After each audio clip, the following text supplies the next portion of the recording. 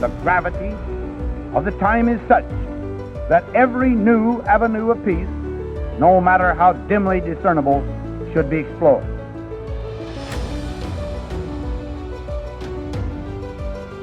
Never before in history has so much hope for so many people been gathered together in a single organization.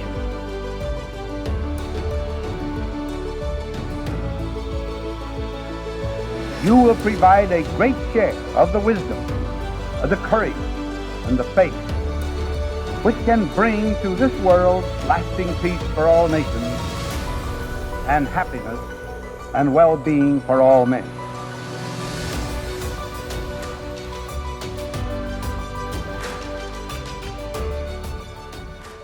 Welcome everyone to Titans of Nuclear.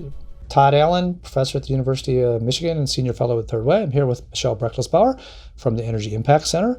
In case you're wondering what the heck am I doing, there's a tradition now that every 100th show I get to interview somebody from the Energy Impact Center. It started with, I thought Brett Kugelmas, the founder, should be interviewed, and he made that his 100th show.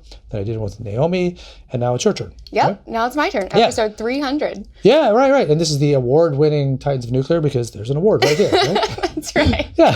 That's right. So maybe in good sort of Titans fashion, tell us about your career, what you've done, how you ended up at the Energy Impact Center, and like what actually is the difference between Energy Impact Center and Titans? Sure. Lots of questions. I'll start with my background first. Okay. So my background is in chemical engineering and public policy. I studied chemical engineering at the University of Alabama, my home state, and then eventually went on to study energy policy at the University of Michigan. Okay, so this football game we just had, where did it emotionally send you? Oh, it was really funny, actually. So we were so worried that we would lose because Alabama has not had the best season this year, that my husband actually bet against us so that no matter what the outcome, shorted. we would be happy. Yeah, okay. Yeah, so we lost $50, but we won the game. Okay, so. There you go. All right. But like most people, you stay true to your undergrad. Yes, absolutely. Yeah. It was definitely very hard in undergrad to try to like another football team when, we'd won 3 of my 4 years. We won the national championship at Alabama. So. Yeah, right. Okay.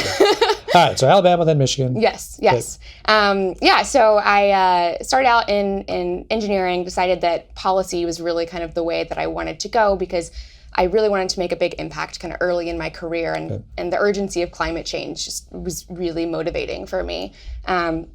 So actually, before I went to Michigan, I kind of started my policy career in D.C. I worked under the Obama administration's Office of Science and Technology Policy, OSTP. And I, kind of helped with coordination of energy and environmental policy at the highest levels of government. And then after my degree program finished at Michigan, I came back to DC and kind of worked tangentially for OSTP at the Science and Technology Policy Institute, or STIPI, another acronym, where I was continuing to work on energy and environmental policy, but really kind of broadened to support many different science topic areas across the federal government that really needed federal coordination of priorities. Okay. Yeah. So I guess, so after I was at STIPI with kind of STIPI OSTP for maybe 6 years or so, and then kind of out of the blue, I got a call from Brett Kugelmas, the managing director at EIC, who told me a little bit about the organization and said that he had a role that he thought I might be interested in. And after a few conversations with him, I knew this is something that I really wanted to be involved with. And how did you find? Had you met before? Was this a cold call? Like, how did he figure you were the person? Yeah, so he, I guess, just found my profile on LinkedIn. So LinkedIn actually works? Yeah. Wow. I think so. Yeah. So he found me on LinkedIn. To admit, I didn't have that much information. I didn't think it was a great profile, but he clearly saw something that he was looking for, and we had a few conversations, and I became the first full-time employee at EIC in DC.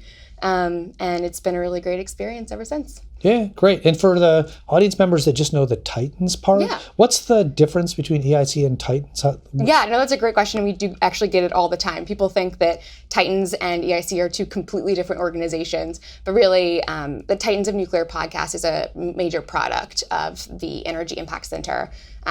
So we really started the podcast kind of as our own internal research methodology to get to know the industry, talk to experts, have a way to engage with experts. And then obviously these conversations are fascinating and we're learning a ton. So started recording them as podcasts.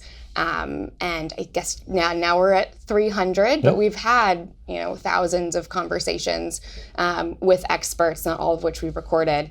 But yeah, the podcast is great. We have a lot of enthusiasm about it. I personally really love it because it presents, a really in-depth technical, explanation of the experts' knowledge area, but also really allows you to get to know somebody in the industry, know their story, and I think that leads to a better appreciation of nuclear energy just overall because it really humanizes the industry.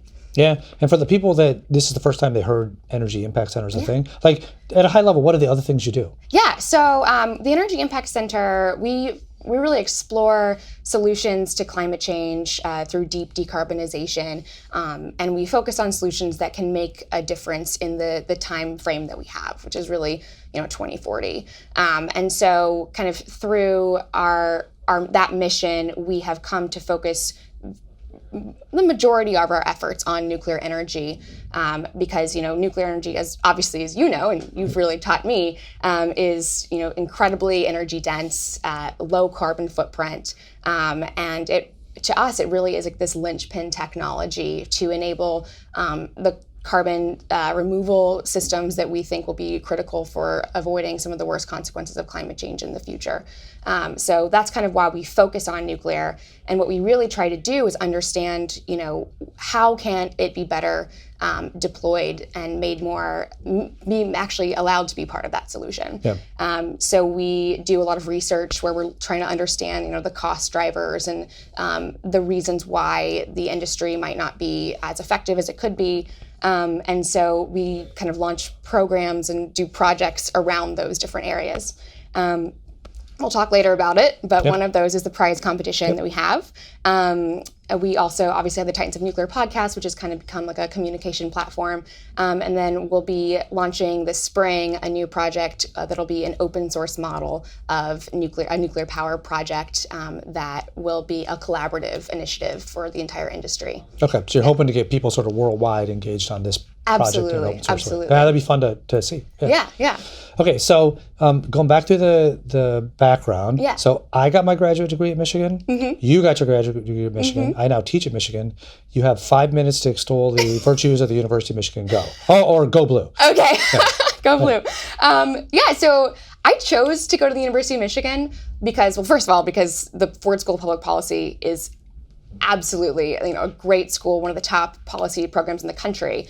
But more importantly to me was that I would have access to just so many outstanding faculty from all the scientific disciplines that I wanted to focus my policy work in. And kind of the virtue that I think that was such integral to making that happen at Michigan is really this emphasis that Michigan has on inclusivity and ensuring that students have a really healthy learning environment.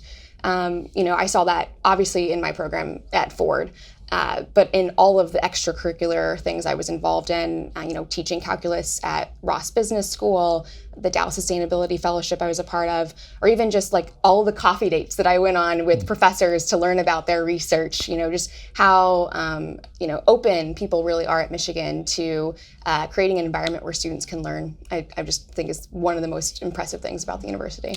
Yeah, so you make me glad I took the job. Yeah. But I think you're right. As I came back, it's very welcoming, and people are really willing to get outside of their normal space and, and have conversations. Interdisciplinary, collaboration it's really actually quite fascinating how a great job Michigan does at that. Yeah. So when I did this big climate summit in conjunction with Third Way last spring, it was in April and I'd only been there a few months. And so a lot of my trying to invite faculty were cold call, I'm going to be a faculty member there. And I was amazed how many people were like, yeah, I'm in, right? I want to be part of this. Yeah. So it's good. It's amazing. Yep. Yeah. Okay. So you mentioned as part of the training, you spent a bunch of time at OSTP and then STIPI. So how important was that experience in broadening your understanding of the bigger energy and climate issues? Oh, integral. So You do remember when I started out at OSTP, this was actually in the transition between my chemical engineering background and my policy. So I actually had no policy experience. Right. And so I was definitely kind of, drinking from the fire hose as I was at OSTP. But, when you talk about policy coordination at the White House, broad does not even begin to explain just how diverse the set of topics that those people there are working on.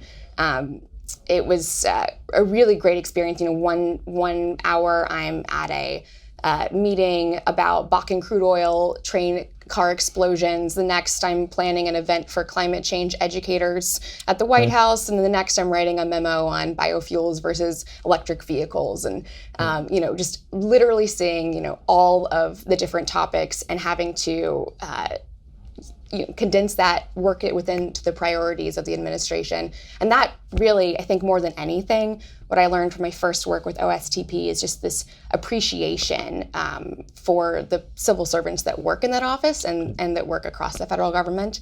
They're all subject matter experts in their own right, but then they also are able to have this kind of bigger picture overview of all the different issue areas that their portfolio includes, and then they're also able to prioritize within that portfolio what is most important for achieving the administration's goals, and that's just very impressive, and I really enjoyed my time working with those people. Yes, I have a question for you. So my observation for the years, so a couple times in my life I've actually spent a year or two embedded in DC. And I would have claimed to you before I got here that I sort of understood how policy works, right? And it's a very schematic, right? This organization does this. But there's a certain churn of the conversations that's very fast, and it's very hard to understand if you're not in DC. Yeah. Did you notice the same thing? Sort of this ability to be connected to the conversations that it's just hard to do? Well, I mean, in my role, you're just constantly bouncing from topic to topic. So yeah, you could easily get lost. But what is you start to realize you're kind of a DC insider at some point when suddenly you no longer need that cheat sheet of acronyms in your notebook, and someone mentioned something, you're like, oh yeah, I heard that last week from this completely different agency, talking about the same type of thing, and you really start to see these connections between different topics that many different organizations within the government are all working on, and hopefully in a cohesive manner. Yeah. So has that insider understanding that you gained as part of OSTP helped you in your current role at EIC? At EIC, we don't really do much in terms of policy. There's some really amazing, obviously you're from you were previously at Third Way. So just for you, still Third Way senior fellow? Third Way. There's been no breakup. It's still in Third Way, sorry. But, like Third Way and Clear Path, there's some really great organizations in DC that do focus on policy. And so we don't as much, but absolutely, of course, having a good understanding of how policy decisions are made, and how, what is thought of as just a very kind of not super important decision can become incredibly important in the future. Yeah, it's something that I always think about. Yeah. So you mentioned before that EIC has taken a particular interest or placed focus on nuclear. Mm-hmm. So where in your career did you figure out what nuclear is or why it's important? Did you have that before you got here? Has that been mostly since you got here? What's that part of your story? Yeah, so I think the first real time that I started to have an appreciation for nuclear energy was probably in my first grad program. So before I was at Michigan, I was actually pursuing a PhD in chemical engineering. And during that time, I took some courses at Harvard Kennedy School and really started to gain an understanding for energy policy as a national strategy, and really gain an appreciation for kind of the fundamentals of supply and demand in the energy market. And one of the projects that I worked on at Harvard was a project researching Germany's Energiewende, the energy transformation policy, shifting to a low carbon but nuclear free economy. And one of the things that really struck me then, because it was still pretty early on, about 2 years after the policy had been enacted, and we're definitely seeing prove out today, is just how the nuclear phase out policy was going against the idea of environmental protection. And it really, we predicted, and as we're seeing, that it was kind of resulting in the opposite of what the intended consequence of the policy was. And so kind of by looking at that nuclear phase-out policy, I started to understand that nuclear was a unique type of energy in that it plays a unique role in climate policy, not just energy policy. Right. And that was when I first started to go, this one might be worth thinking about more. It's kind of a little more special than, just fossils or even carbon capture, or renewables. But then, at STIPI and at OSTP, I definitely had some projects that touched on nuclear energy, but not really so in depth. More, they were kind of just, here is the state of nuclear energy, but there wasn't a lot of focus on nuclear during the last administration or even during this one, even though there has been a lot of talk about it. So at EIC, this has been my real deep dive into nuclear, really trying to actually understand the technology, understand the issues that surround it, and I've definitely gained an even greater appreciation for it as a technology. So where would you say on nuclear? Are you like an A+ student now, or an A student? Where do you? Honestly, the Titans podcast really helps. I try to read all I can. I think the first month that I was here, I just was constantly rereading. I would carve out an hour every morning just to read up on it. But I don't think I could possibly learn everything. That's why having the podcast and talking to so many experts and stakeholders like I do was really helpful. Yeah. I should say I'm at the point of the career where an hour a day I try to just forget stuff. I'm just trying to I know everything. Just get rid of it. I'm tired. Yeah. So I've actually met a bunch of students that listen to the Titans podcast, right? But I've noticed that Titans has been thematic. You will go and say, we're going to talk to 5 experts at this particular nuclear site or this particular national laboratory. So have you ever thought about doing a bunch of students, right? Upcoming leaders, and I'm just going to talk to them. Why are they in this field and why do they care? And it's kind of like Titans of the future. No, we haven't. I don't think we've ever interviewed a student. I mean, often all of our experts were once students, and they often talk about kind of their career trajectory. But that's a great suggestion. And hopefully, maybe we can talk to some of the students in the prize competition as well, and maybe feature them on Titans. So this is going to be episode 300. Yes. Right. Do you remember about what episode Titans was on when you became a member of the EIC staff? Yeah, I do. So I remember being very jealous, actually. So, the week that I was hired was the week that we released the episode with Jim Duderstadt from Michigan, who was one of my mentors at Michigan. Right. And I just remember feeling just so like a fear of missing out. I wanted to have worked on that podcast. I didn't get to work with him on that, and so I just remember being very jealous on that. But that was the first one, I think, or around the time that I started. Okay, and was that? That was before 100, right? That was sort of within the first 100? Yeah. Okay. Or maybe right after. Right after. Okay. So you've seen at least 2/3. I mean, you've seen a lot. Yeah.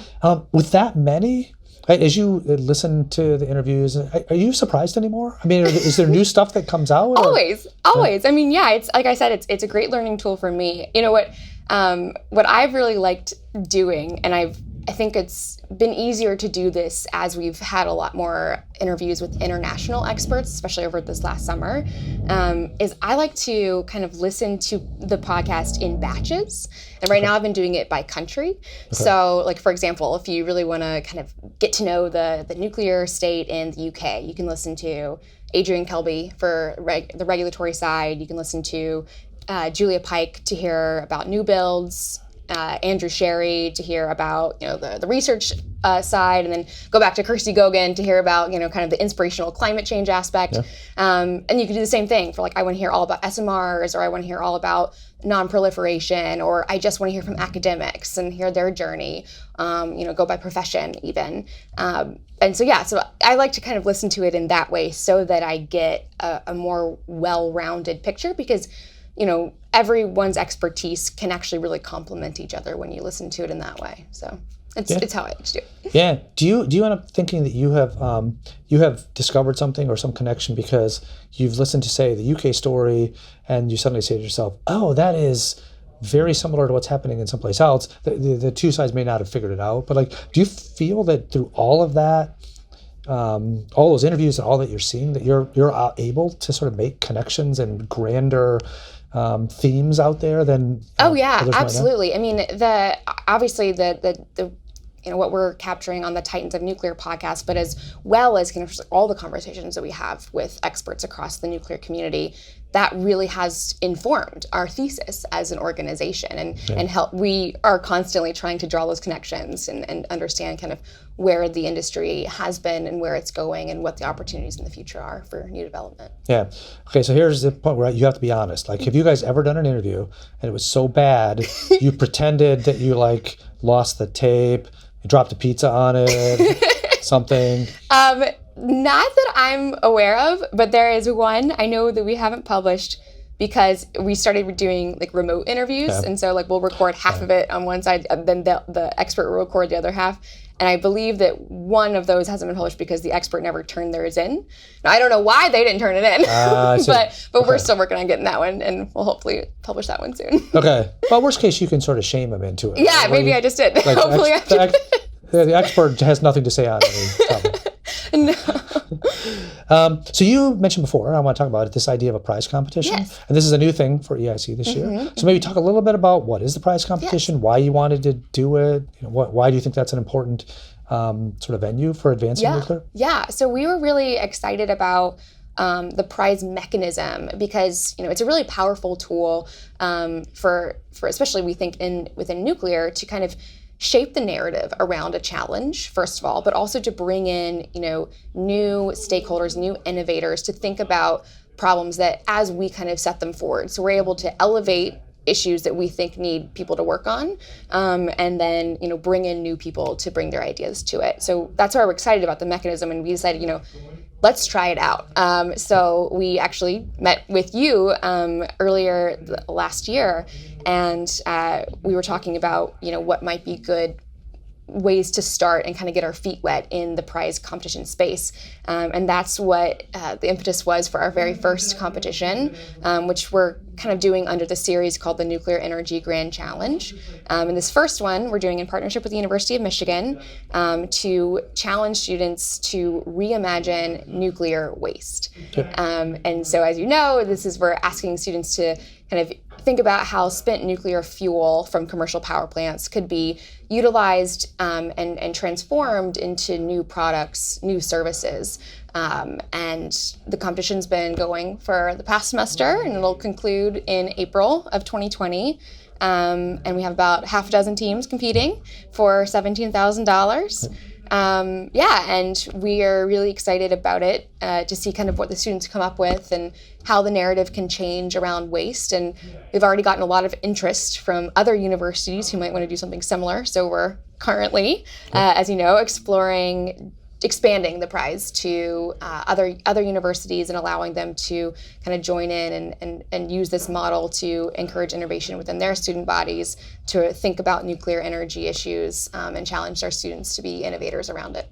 Yeah, one of the things that I think has gone really well, and you actually were helpful, and your University of Michigan connection was helpful, is that we didn't want the student groups to all be engineers. Yeah. Right? We wanted teams that represented sort of technology, policy, social science, economics to gather together. So when you were thinking about the team, how important was that in forming the prize? Absolutely. I thought it was critical. I mean, what we don't necessarily, like, the nuclear industry has had engineers solving problems to great success for many, many years. But what we really, I think, it could benefit from is having, these people who are coming to nuclear to bring their skills that aren't, related to nuclear engineering, but maybe are related to business or entrepreneurship or art even, to kind of bring that expertise to shape the narrative in a different way and to really think about some of the issues from a completely different perspective.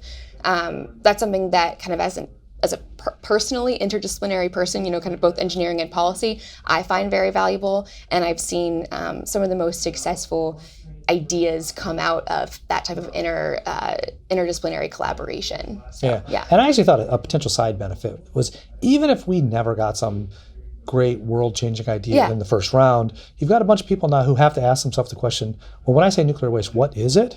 Right? And I think a lot of people are actually surprised, right? It's like, really, that's it? Yeah. Right? Yeah. I mean, it's solid and it's not going anywhere, and I could walk up to the cat. Like, people have no idea, right? Yes. They assume it's some toxic brew with witches dancing around it. Yeah, they think The Simpsons. Yeah, exactly. Yeah, right. yeah. So I think that's been pretty useful too. Yeah, And I think, I don't have the numbers in front of me, but I think more than half of the students that signed up for the prize were not engineers, right? Not nuclear engineers, but not engineers at all. Yeah, that's so exciting. That's so exciting. All right, so back to the real question. So, as part of this, right, you also get to watch Brett and Naomi and people sort of interview people. And I personally think, if I think about when Brett interviewed me, so I was one of the earlier ones that he did on the show.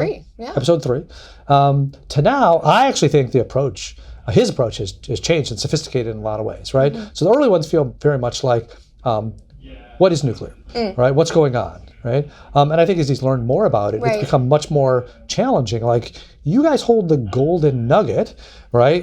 Why aren't you doing things that push it forward, right? So it's become much more of a, you guys could solve your own problem, right? And to a certain extent, you are creating your own problems, right? And I'm wondering, do you see that also? And as sort of somebody watches this and watching his story evolve, do the audiences evolve with it? I mean, what's sort of how much can you see it driving the way the community thinks about this? I think we're getting more sophisticated, right, in a way that parallels the story, but I'm just curious what you see, because you've seen a lot of this. Yeah, in terms of the podcast, obviously at the beginning it really was, what is nuclear? How does that work? Tell me more. And so there's still obviously an element to that in the podcast. But as Brett has become an expert himself in nuclear, he's really able to ask those technically deeper questions. But he's also, he's heard so many of the answers, so he's almost able to kind of inform the person and then ask them to respond, which I find very interesting. But really, probably the place that he's most provocative, I guess you could say, is in his speaking.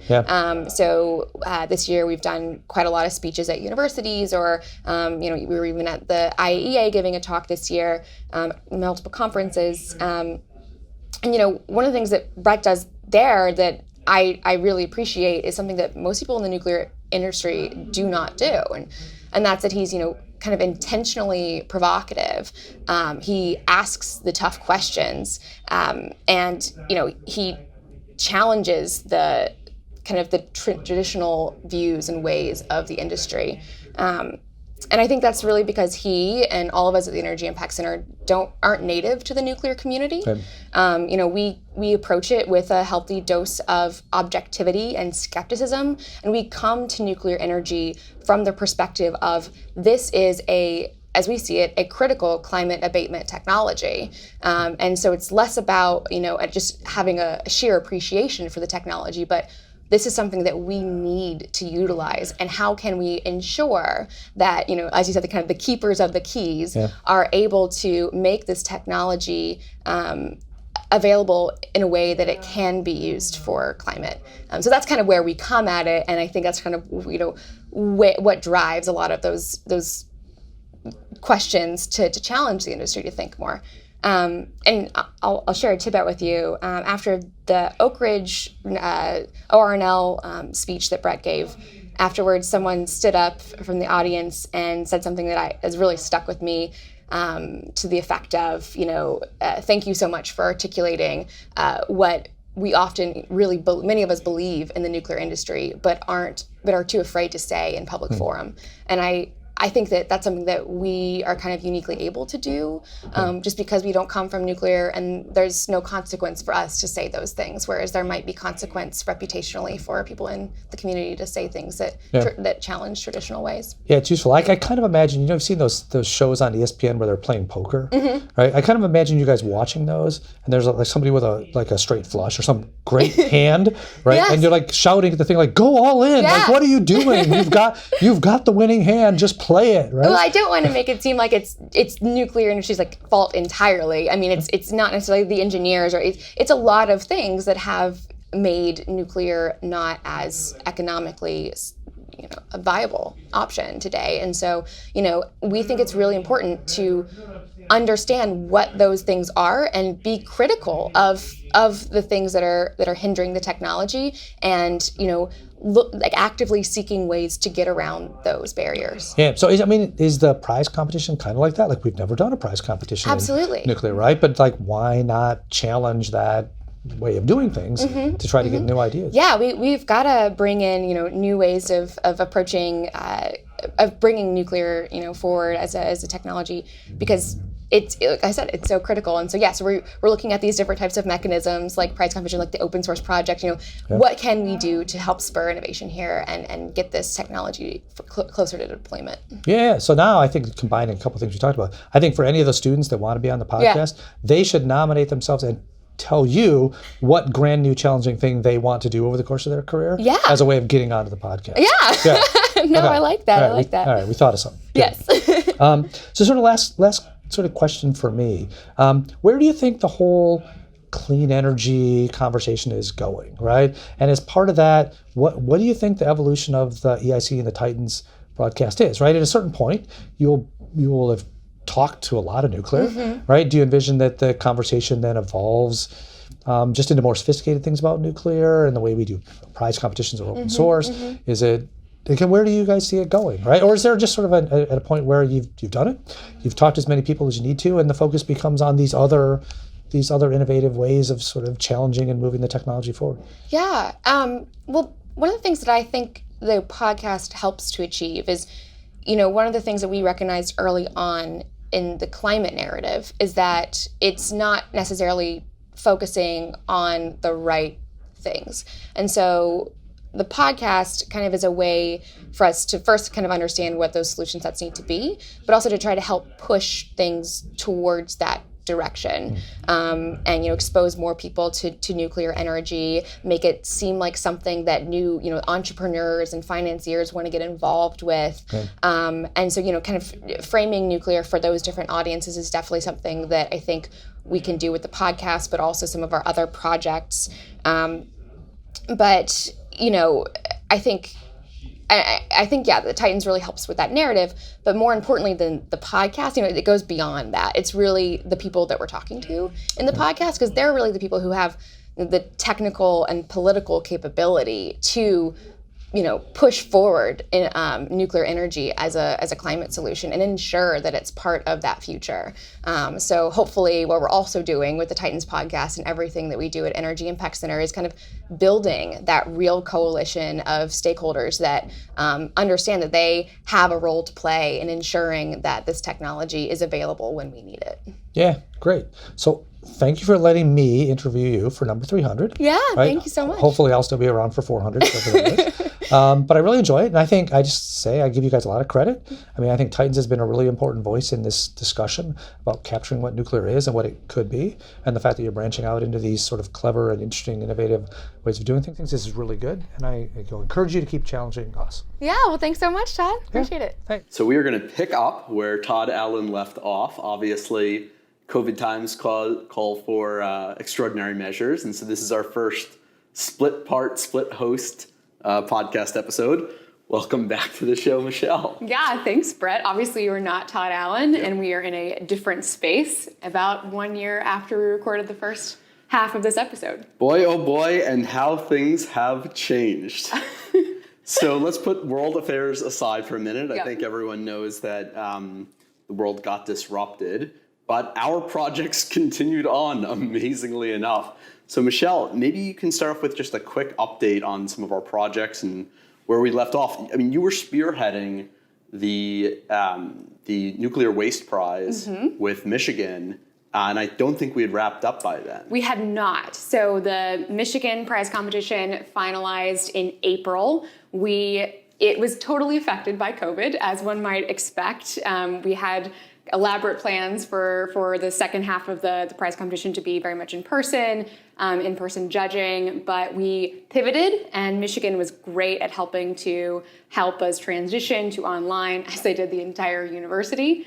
So yes, we wrapped up the prize competition on April 10th with a judging session. We had some great judges from both industry, academia, national labs, and we had, 5 teams competing, about 20 students, and we selected a winner.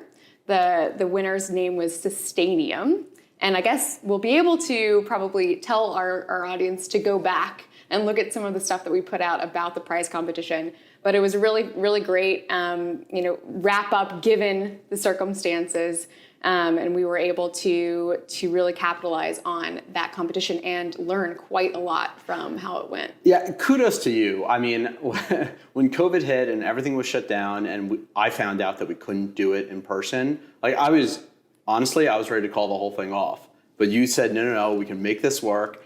And I can't tell you how thrilled I was with how like the rest of the competition came out and the winners, like, I mean, their project, you want to talk about their project? It was just creative and it was amazing and it was... Yeah, so I think the neatest kind of succinct way to put it is that they solved one waste problem with another waste problem. Amazing. So just to remind our listeners, these students were looking at nuclear waste from different perspectives, typical than just engineers might. There were interdisciplinary teams, and they were looking at essentially creating a startup, creating a business model out of something that right now just doesn't have that type of focus or that type of energy. So they looked at one problem, which was municipal waste sludge, which is often too expensive for municipalities to dry, and because it's goop that is like what comes out of the sewer system. Right, exactly. And so usually they just leave it in these big ponds and it evaporates, and then maybe they can turn it into something else. But that takes a lot of time and space. And so they were looking for solutions to dry this and then turn it into an economic product like fertilizer or something that could be used elsewhere in the community.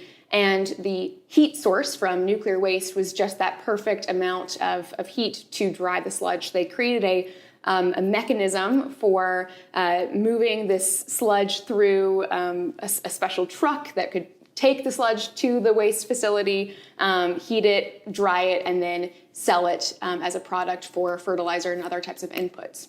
Amazing. So they took nuclear waste plus city waste and turned it into an economically valuable product. And they did economic analysis and customer segmentation. And this is a college team we're talking about. Yes. Unbelievable. Yes. Okay, cool. So that was a success. Yeah, so that was fun. So we wrapped that up. And I guess, I don't think we talked about it at all, but the other major project that EIC has been working on that we were only hinting at in the previous half of this interview is Open 100. Funny, because that's now a core part of our organization. It's the core part of what we do as an organization. Exactly. So we launched that in February, right? February 25th, about 1 year ago, actually. Oh my God. So what's happened since? Well, we launched it.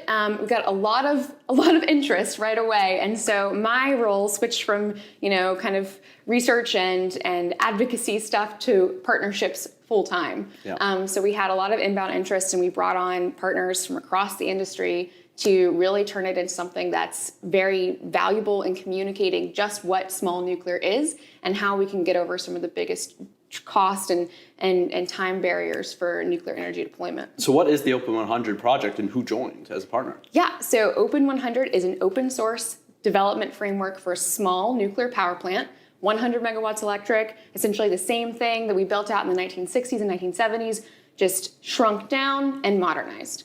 And it's all, like I said, open source, free. What does that mean, modernized? What does that mean? Because if it's the same nuclear stuff as the 60s and 70s, what's modern about it? Well, we're using today's supply chains and today's innovations around, components, equipment, materials. So we aren't using literal wires that were produced in the 60s. We're using, the new stuff today. Also introducing things like digital controls that help bring nuclear kind of into a new operating paradigm as well that also reduces costs. And when you say new operating paradigm, you mean for the nuclear industry. If I'm correct, the rest of the power industry has been using digital controls and a reduced operating staff for decades now. Exactly. We, in creating Open 100, we didn't just look at the best practices of the nuclear industry. We looked at the best practices of many other energy sectors that have been doing this for a long time, right? How are they able to reduce their staffing costs, reduce their operation costs, secure access to new types of financing, streamline the way that things are designed so that it's easier to go through the regulatory process, right? So we looked at all of these best practices from across the energy sector and other sectors and tried to bring those learnings to nuclear so that we could achieve those those real reductions in cost and time to deployment that have been holding the industry back for so long. So you run partnerships here. Who joined as a partner for this Open 100 project? So we brought on some big names that a lot of folks will probably recognize. From the United States, we have 2 national labs that we've been working very closely with, Oak Ridge National Lab and Idaho National Lab. We also have brought on some of that same type of expertise external to the US. So we're working with the National Nuclear Laboratory in the United Kingdom, NNL, and the Josef Stefan Institute in Slovenia. And then we also brought on industry partners. We brought on companies like Studsvik ScanPower and Siemens and Framatome, and folks who can lend their expertise in specific parts of the nuclear power plant, in nuclear operations. Even companies like EPRI, right, who have 50 years of operating expertise that we're able to draw upon. So, I mean, these are some of the biggest names in power. How did you pull this off? How did you forge these relationships with them? Well, we have a great reputation across the nuclear industry of being innovators in this space and trying to really form a space for collaboration where everybody who's focused on Open 100 is interested in seeing nuclear back at its heyday, revitalizing the industry. And I think it really just came down to everybody having that same kind of common vision and wanting to come together on a single platform and a single effort that could help to realize it. Yeah, I think what you're saying is just so true. I mean, it seemed like, we started off with the Titans of Nuclear being our main, mode of interaction with organizations. And how often did we hear throughout that process that like the old stuff works great, just something is broken about it, and it's not the technology. Yeah, it's the boring things. Yeah, it's like the construction management, it's the supply chain, it's the financing. And so it didn't come as much of a surprise when so many organizations felt so compelled by the way that we have positioned the Open 100 project, because that's what they were telling us this whole time throughout Titans of Nuclear. Yeah, I mean, it really has been a platform to put forward our learnings from all those Titans that we've spoken with and many other conversations that we've had. This isn't rocket science, right? Yeah. There's tons of great ideas out there, and a lot of organizations have been, making substantial progress for a long time.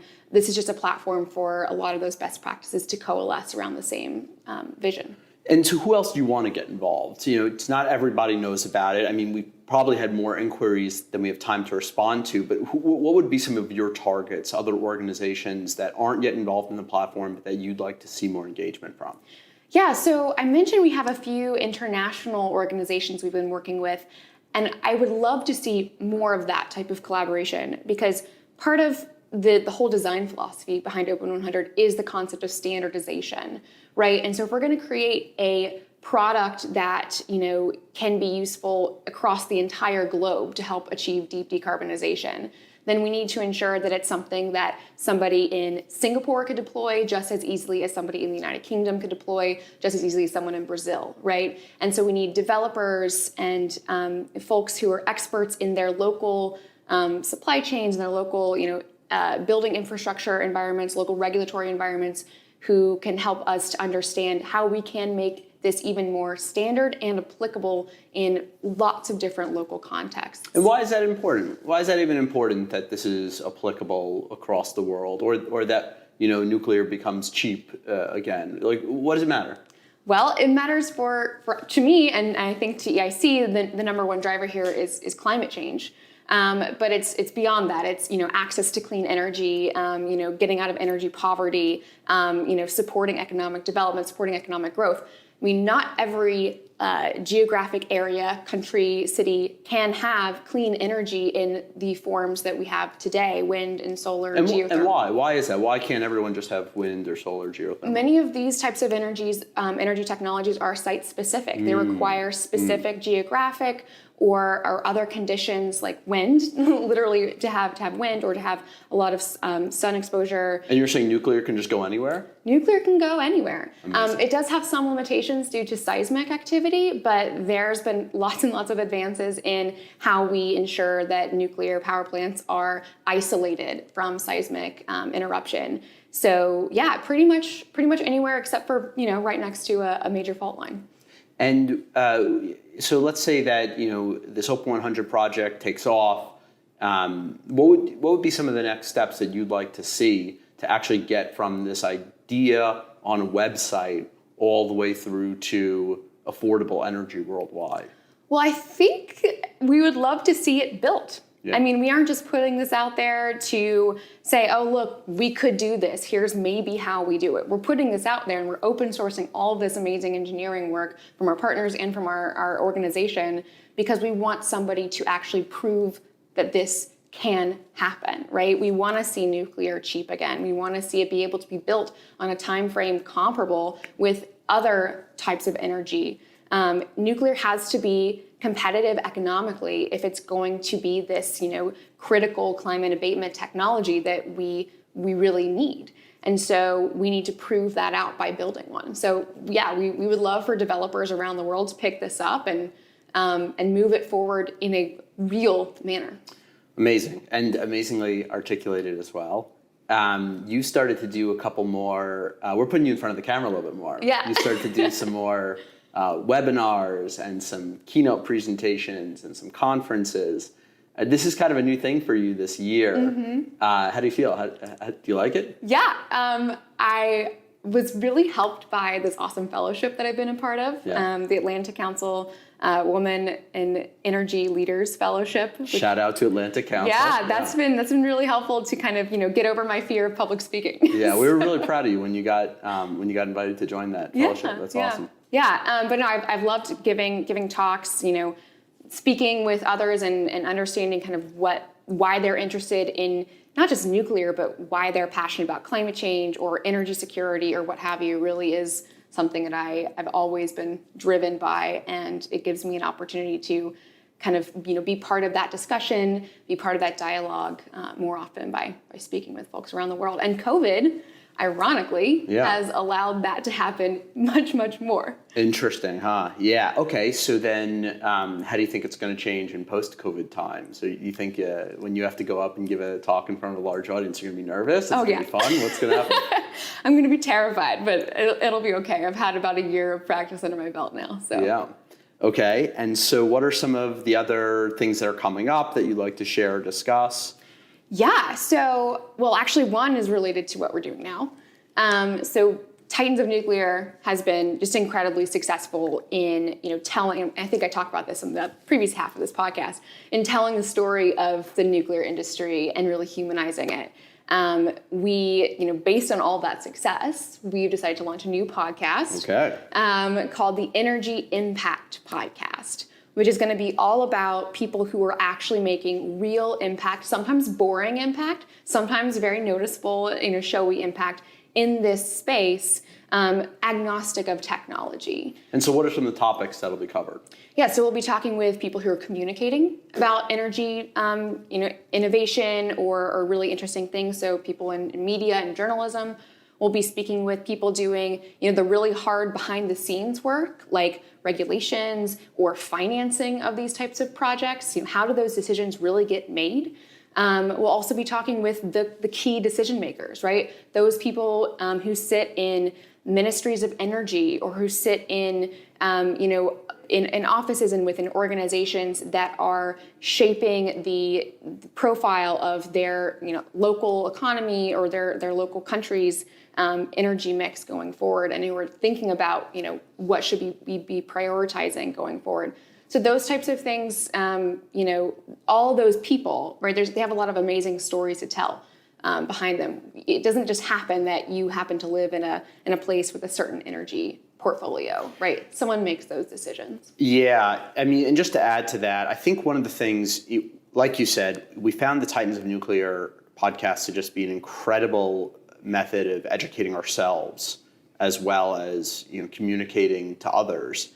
But one of the things that we found that was a shortcoming, since it was so nuclear focused, was that there are things that the new nuclear industry needs to do to model itself after other successful energy technologies that we couldn't find titans of nuclear to help us figure out, right? Because, nuclear hasn't done small financings. They've only done big financing. And there are a lot of changes and you have to really understand the nuances of where some of these other energy technologies have been successful. Right. Some of these countries that we think nuclear should be in, nuclear is not in now, so we couldn't find a titan of nuclear to help educate us as to what are some of the policy and other considerations.